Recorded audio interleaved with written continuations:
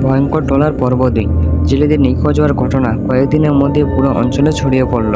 যে জেলেরা রাতের বেলা মাছ ধরতে গিয়েছিল তারা আর ফিরে আসেনি। তাদের ট্রলারটি পাওয়া গেল বটে, কিন্তু সেটাতে একটি দেহ নেই, শুধু ভেজা কাপড় আর রক্তের দাগ।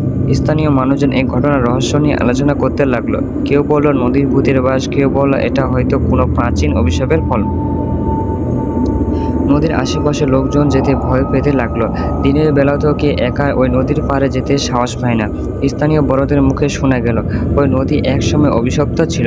বহু বছর আগে একদল জেলে ওখানে ডুবে মারা গিয়েছিল, আর তখন থেকে ওই নদীর মাঝে মাঝে অদ্ভুত সব ঘটনা ঘটে। কিন্তু কৌতূহল চাপা থাকে না। এলাকার একদল যুবক, তারা ওইসব ভূতের গল্প বিশ্বাস করে না। তারা সিদ্ধান্ত নিল যে এই ব্যাপারটা তাদের সমাধান করতে হবে। রাতের বেলা তারা একটি নতুন ট্রলার নিয়ে এসে একই পথে রওনা দিল। তাদের বিশ্বাস আগের দলটা হয়তো কোনো প্রাকৃতিক বিপদে পড়েছিল, আর কিছুই না।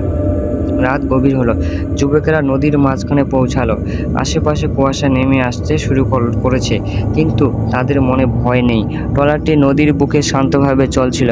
কিছুক্ষণ পরে তারা দেখতে পেল দূর থেকে একটা আলো দেখা যাচ্ছে, একটা ধূসর আলো যা নদীর কুয়াশার মধ্যে ঝাপসা হয়ে দেখা দিচ্ছে। ওইটা নিশ্চয় আরেকটা ট্রলার হবে, একজন বলল, কিন্তু বাকিরা একটু চিন্তিত। ওইটা কি সে পুরনো ট্রলার? আলোটা ধীরে ধীরে তাদের দিকে এগিয়ে আসছে, আর যতটা কাছে আসছে তারা স্পষ্ট দেখতে পাচ্ছে এইটা ঠিক একটা সাধারণ ট্রলার নয়। ওটা যেন পুরনো দিনের কিছু কাঠের ভক্তা, ভাঙাচোরা আর মাটি দিয়ে ঢাকা। তবু ওটা ধীরে ধীরে তাদের দিকে এগিয়ে আসছে, কোনো শব্দ ছাড়াই। আবার সে অদ্ভুত নীরবতা নেমে এলো। নদীর ঢেউর শব্দ নেই, পাখির ডাক নেই, বাতাস থেমে গেছে। যুবকেরা বুঝতে পারছে কিছু একটা খুব ভুল হচ্ছে। তারা ইঞ্জিন চালু করে পালাতে চাইল, কিন্তু ইঞ্জিন কোনোভাবে চলল না। ট্রলারটি স্থির হয়ে গেল। আবার সেই ট্রলার এবার একেবারে তাদের পাশ দিয়ে চলে গেল। হঠাৎ করে ট্রলারের ভিতর থেকে এক অদ্ভুত গন্ধ বেরোতে লাগলো, যেন পচা মাছ আর মাটির মিশ্রণ। যুবকেরা আতঙ্কে থমকে গেল। তারা দেখল ট্রলারের উপরে অদ্ভুত আকৃতি কিছু ছায়ামূর্তি দাঁড়িয়ে আছে তাদের দিকে তাকিয়ে। সেই ছায়ামূর্তিরা এবার ধীরে ধীরে নড়তে শুরু করলো, তাদের ট্রলারের দিকে এগিয়ে আসতে লাগলো। এটা কি হচ্ছে? একজন চিৎকার করে উঠল। কেউ পালাতে পারল না। একে একে তারা অদৃশ্য হয়ে গেল, আর সে পুরনো ট্রলারটি কুয়াশার মধ্যে মিলিয়ে গেল।